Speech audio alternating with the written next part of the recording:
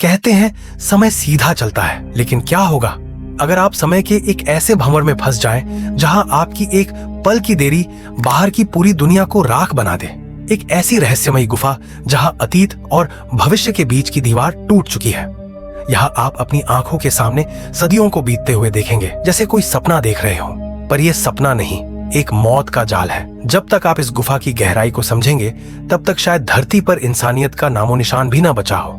क्या यह गुफा कोई अंत है या किसी नई दुनिया की शुरुआत? समय की इस खौफनाक कैद और रूह कंपा देने वाले सच को जानने के लिए तैयार हो जाइए। स्वागत है आपका सिने नाइट हिंदी पर। दोस्तों, अगर आपको ऐसी जबरदस्त साइंस फिक्शन फिल्में पसंद है तो आप बिल्कुल सही जगह पर आए हैं। ऐसी ही और धमाकेदार एक्सप्लेनेशन के लिए चैनल को सब्सक्राइब कर लीजिए। और चलिए इस रहस्य की उस गहराई में उतरते हैं जहाँ से लौटना हर किसी के बस की बात नहीं।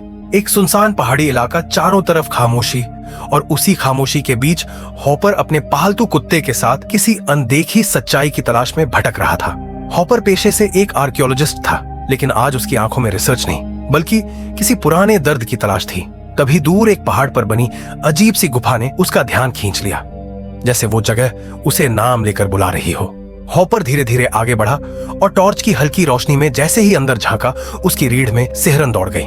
गुफा के भीतर एक इंसान खड़ा था, बिल्कुल निर्जीव, बिना किसी हरकत के। हॉपर ने आवाज दी, एक बार नहीं कई बार, लेकिन सामने वाला इंसान ऐसे खड़ा रहा मानो उसके लिए समय मर चुका हो।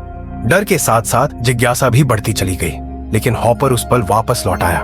कुछ देर बाद हॉपर अपने स्टूडेंट्स को अलविदा कहता है और इस बार पूरी तैयारी के साथ दोबारा गुफा की तरफ लौटता है। उसने रस्सी बांधी ताकि किसी भी खतरे से निपटा जा सके, लेकिन जैसे ही वो आगे बढ़ा, उसका कुत्ता वहीं रुक गया।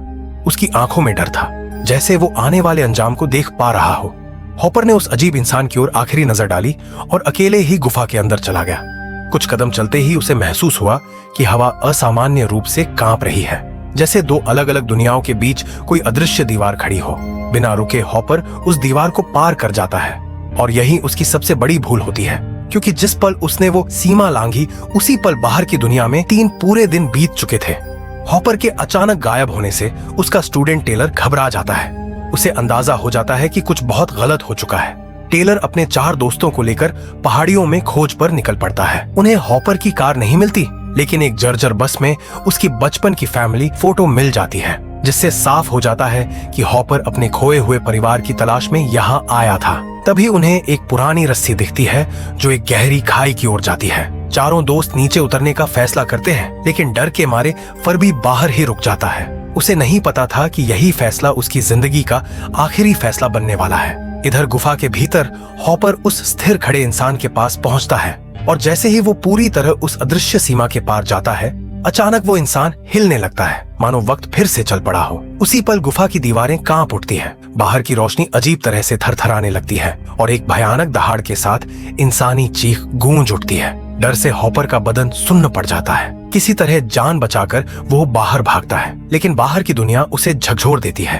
दिन रात में बदल चुका होता है। उसका कुत्ता गायब होता है और उसकी कार झाड़ियों में दबी जंग खा चुकी होती है।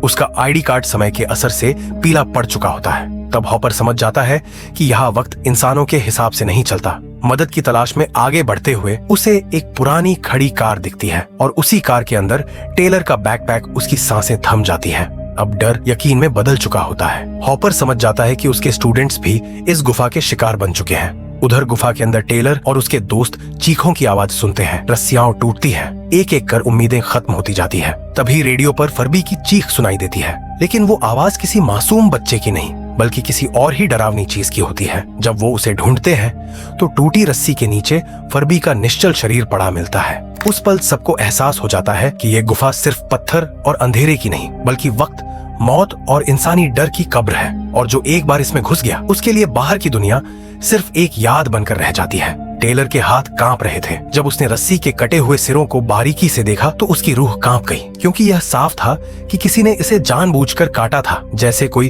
फरबी को नीचे जाने से हर हाल में रोकना चाहता हो। मगर इस पूरी घटना में एक बात ऐसी थी जो किसी के भी दिमाग में ठीक से बैठ नहीं रही थी। फरबी वही लड़का था जो स्वभाव से बेहद डरपोक था। जो अकेले बाहर निकलने से पहले भी कई बार सोचता था, फिर वही फर्बी उस खतरनाक गुफा में अकेले नीचे उतरने की हिम्मत कैसे कर सकता था। यही सवाल टेलर के मन में लगातार घूम रहा था और उसे अंदर से बेचैन किए जा रहा था। किस्मत से फर्बी का रिकॉर्डिंग डिवाइस अब भी चालू था, इसीलिए ग्रुप ने तय किया कि अगर किसी सवाल का जवाब मिलेगा तो वही फुटेज बताएगी। जैसे ही वीडियो चलनी शुरू हुई, माहौल अचानक भारी हो गया। रिकॉर्डिंग में साफ दिख रहा था कि जिस पल ग्रुप गुफा के अंदर उतरा था, उसी पल से बाहर की दुनिया में फर्बी के लिए समय अलग तरह से बहने लगा था। जहाँ ग्रुप के लिए सिर्फ कुछ घंटे गुजरे थे, वहीं फर्बी के लिए पूरे 7 लंबे और मुश्किल दिन बीत चुके थे। इन 7 दिनों में अकेले भटकते हुए फर्बी को हॉपर की जीप मिली, फिर पहाड़ के नीचे लगी इमरजेंसी रस्सी भी दिखी, जिससे उसे थोड़ी उम्मीद मिली। इसी दौरान वह एक पुरानी छोड़ी हुई बस तक पहुंचा और वहीं उसे एक बहुत पुराना मेडिवल जर्नल मिला। जर्नल के पन्ने पलटते ही एक डरावना इतिहास सामने आया, जिसमें लिखा था कि कई साल पहले एक स्पेनिश रानी ने अपने पति की जान बचाने के लिए फाउंटेन ऑफ यूथ की तलाश में एक पूरी सेना भेजी थी, लेकिन गुफा के इलाके में पहुंचते ही उन पर यहाँ के मूल निवासियों ने हमला कर दिया। कुछ लोग किसी तरह जान बचाकर भाग निकले, जबकि पूरी सेना रहस्यमयी तरीके से गायब हो गई। इसके बाद फर्बी को एक और डायरी मिली जो हॉपर के पिता की थी, जिससे ये साफ हो गया कि हॉपर के माता पिता भी अपनी बीमार बेटी को बचाने की उम्मीद में इसी गुफा तक आए थे और फिर कभी वापस नहीं लौटे। रिकॉर्डिंग आगे बढ़ती है और 7वें दिन तक फर्बी के पास खाने को कुछ भी नहीं बचता और गुफा में उतरे चारों लोगों का कोई पता नहीं चलता। धीरे धीरे फर्बी को लगने लगता है कि शायद अब कोई भी जिंदा नहीं है। उसके पास लौटने का कोई रास्ता नहीं था, वह मैनुअल कार चला नहीं सकता था और पैदल इतनी लंबी दूरी तय करना नामुमकिन था। इसी भरोसे उसने रस्सी के सहारे नीचे उतरने का फैसला किया, लेकिन जैसे ही वह गुफा के मुहाने के पास पहुंचा, वहां की रोशनी अचानक तेज चमक उठी और अगले ही पल सबकी आंखों के सामने रस्सी टूट गई। फर्बी सीधे अंधेरे में नीचे जा गिरा। कैमरे में जो दिखा वह इतना डरावना था कि किसी की हिम्मत आगे देखने की नहीं हुई और वीडियो बंद कर दी गई। लेकिन इसके साथ ही नए सवाल खड़े हो गए। आखिर ऐसा कैसे हो सकता है कि ग्रुप के लिए कुछ घंटे और फर्बी के लिए 7 दिन बीत गए? जवाब साफ नहीं था, मगर यह तय हो चुका था कि इस सब की वजह वही रहस्यमयी गुफा थी। अब ग्रुप का मकसद बस किसी भी तरह यहाँ से बाहर निकलना था, लेकिन रस्सियों पर भरोसा पूरी तरह टूट चुका था। टीम में सिर्फ कारा ही एक अच्छी क्लाइंबर थी और उसने बाहर जाकर मदद लाने का फैसला किया। जैसे ही कारा गुफा से बाहर पहुंची, उसका दिल बैठ गया। जो जंगल कभी हरा भरा और जिंदा था, वह अब सूखी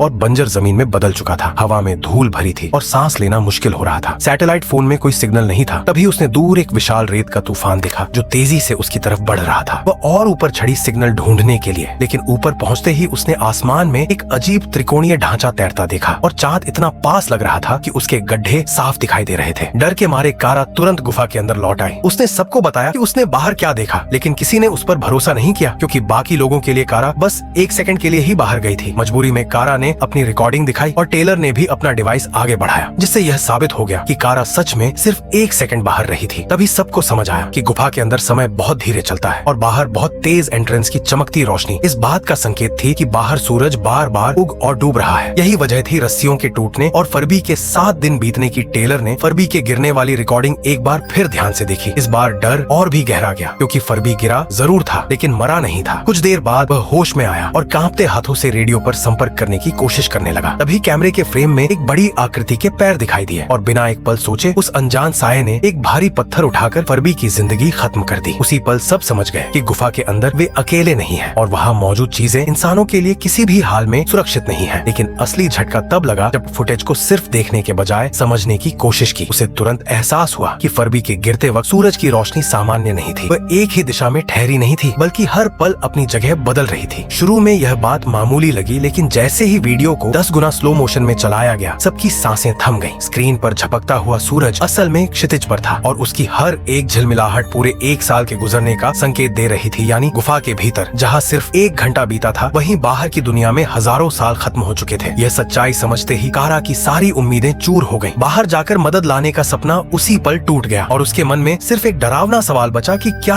अब धरती पर इंसान नाम की कोई चीज बची भी है। तभी अचानक गुफा के मुहाने से एक तेज नीली चमक फटी और एक चमकता हुआ ब्लू रॉड नीचे गिरकर जमीन में धंस गया। कुछ ही सेकंड में वह अपने आप फैलकर सीढ़ी जैसी संरचना में बदल गया। ग्रुप अब भी इस रहस्यमयी चीज को समझ ही रहा था कि तभी एंट्रेंस पर एक विशाल आकृति उभरी। करीब 10 फुट लंबा शरीर, चेहरा एक अजीब मास्क से ढका हुआ और मौजूदगी इतनी भारी कि हवा तक बोझिल लगने लगी। तभी पीछे से एक जंगली इंसान उस पर झपट पड़ा, लेकिन अगले ही पल उस विशाल शख्स ने अपनी ताकत और अज्ञात तकनीक से उसे जमीन पर पटक दिया और जैसे कुछ हुआ ही ना हो, फिर से ग्रुप की ओर देखने लगा। बिना एक शब्द बोले उसकी खामोशी चीख से ज्यादा डरावनी थी। टेलर के लिए तय कर पाना मुश्किल हो गया कि यह उनका रक्षक है या अगली मौत। इसी असमंजस में ग्रुप वहाँ से भाग निकला और एक पत्थर की सुरंग से होते हुए आगे बढ़ा। कुछ ही देर की राहत के बाद जमीन पर पड़ा एक ताजा शव देखकर सब सन्न रह गए। शरीर अब भी गर्म था। जैकी ने चेहरा देखा तो पहचान लिया, वह हॉपर की माँ थी और उसके पास ही हॉपर के पिता का शव भी पड़ा था। तभी उनकी नजर जंगली इंसानों के एक झुंड पर पड़ी जो एक काउबॉय की लाश से सामान लूट रहे थे। टेलर समझ गया कि यही वे लोग थे जिन्होंने फर्बी को मारा था। उसने इशारे से सबको दूसरी सुरंग की ओर बढ़ने को कहा, लेकिन तभी एक जंगली की नजर उन पर पड़ गई। अब भागने का रास्ता खत्म हो चुका था। टेलर ने बिना सोचे फैसला किया कि वह पीछे रुकेगा ताकि बाकी लोग बच सकें। कुछ ही पलों की हिंसक लड़ाई के बाद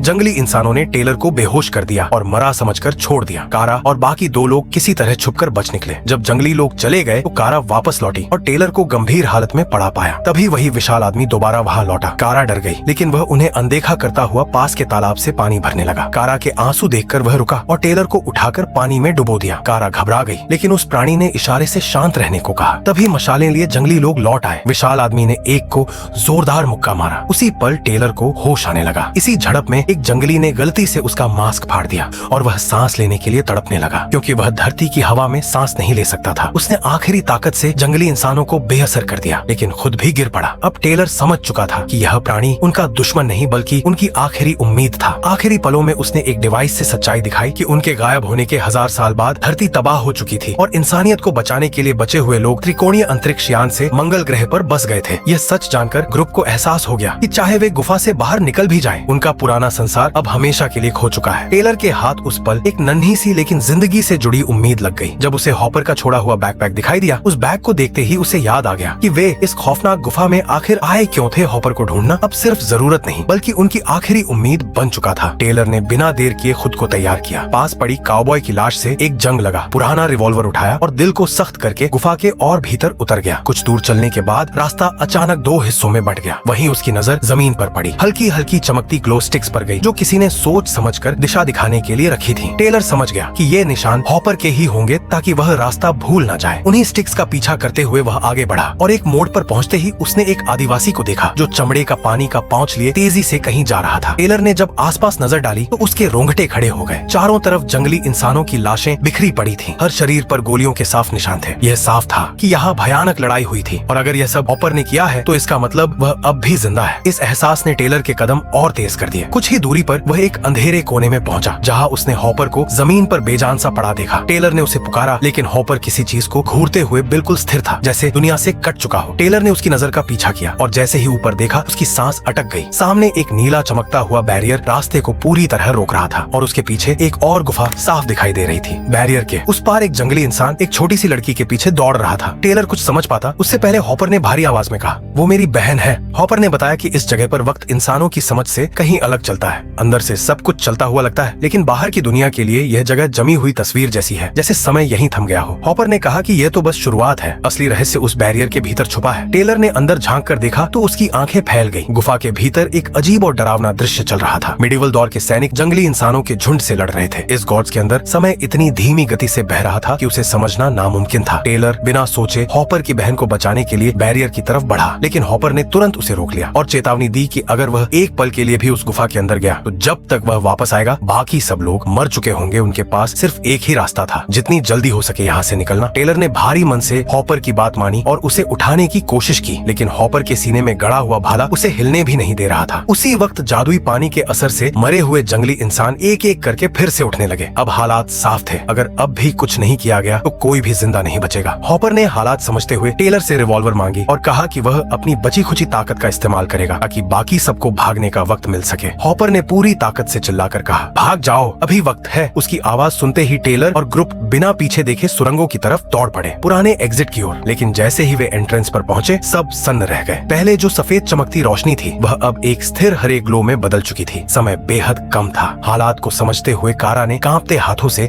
अपना हाथ उस लिक्विड में डाला, लेकिन जैसे ही उसने उसे छुआ एक अनजान ताकत ने उसे जोर से अंदर खींच लिया। कारा पूरी ताकत लगाकर संघर्ष करती हुई जहां टेलर ने उसका हाथ पकड़ लिया। उसी दौरान नीचे खड़ा जंगली इंसानों का नेता लैडर के चमकते बटनों को जिज्ञासा से देखने लगा और उसने एक बटन दबा दिया। अगले ही पल सबका संतुलन बिगड़ गया और वे गिरने लगे। इस अफरा तफरी में कारा पूरी तरह उस पूल के अंदर खींच गई, लेकिन हैरानी की बात यह थी कि अंदर मौजूद क्रीचर ने उसे नुकसान नहीं पहुंचाया, बल्कि उसके चेहरे पर एक ऑक्सीजन मास्क लगा दिया। कारा की नजर से देखा जाए तो बाहर टेलर और बाकी सब लोग जमे हुए दिखाई दे रहे थे, जैसे समय ही रुक गया हो। तभी 3 इलेक्ट्रॉनिक टेंटाकल्स बिजली की रफ्तार से पूल से निकले और गुफा के अंदर फैल गए। उन्होंने टेलर और उसके ग्रुप को पकड़कर हवा में उठा लिया। नीचे खड़े जंगली इंसान सदमे में सब देखते रह गए। तारा अचानक फिर एंट्रेंस पर दिखाई दी और उसने इशारे से सबको सांस रोकने को कहा। फिर एक एक करके उसने सबको पानी के अंदर खींच लिया। नीचे खड़े जंगली इंसानों को समझने का मौका तक नहीं मिला। कुछ ही पलों में और टेंटिकल्स गुफा के अंदर घुस आए, लेकिन इस बार उन्होंने जंगली इंसानों को नजरअंदाज कर दिया और सुरंगों में किसी चीज की तलाश में बिजली की रफ्तार से फैल गए। सीन बदलता है और फरबी को पानी से भरे एक पूल में अचानक होश आता हुआ दिखाया जाता है। वह घबराकर चारों तरफ देखता है। सब कुछ अजीब था। सामने एक बड़ी विंडो से धरती छोटी होती दिखाई दे रही थी, जैसे वह स्पेस में जा रहा हो। फरबी कुछ समझ पाता उससे पहले हॉपर अचानक पानी से बाहर निकलता है। दोनों एक दूसरे को देखकर हैरान रह जाते हैं। तभी टेलर और बाकी लोग भी वहाँ पहुँचते हैं। सभी ने नए यूनिफॉर्म पहने हुए थे। हॉपर के माता पिता और उसकी बहन को भी उसी जादुई पानी के जरिए बचा लिया गया था और उसी पल सबको एहसास हो जाता है कि वे सिर्फ एक गुफा से नहीं बल्कि अपने पुराने समय और पूरी इंसानी दुनिया से बहुत आगे निकल चुके हैं। एक नई शुरुआत, एक नई दुनिया की तरफ, और ये कहानी यही खत्म हो जाती है। दोस्तों, अगर आपको ये वीडियो पसंद आई हो तो लाइक करना ना भूले और ऐसी ही सिनेमैटिक एक्सप्लेनेशंस देखने के लिए सिनेनाइट हिंदी को सब्सक्राइब करें। मिलते हैं अगली वीडियो में, तब तक के लिए कीप वॉचिंग और कीप ट्रैवलिंग अक्रॉस सिनेनाइट हिंदी।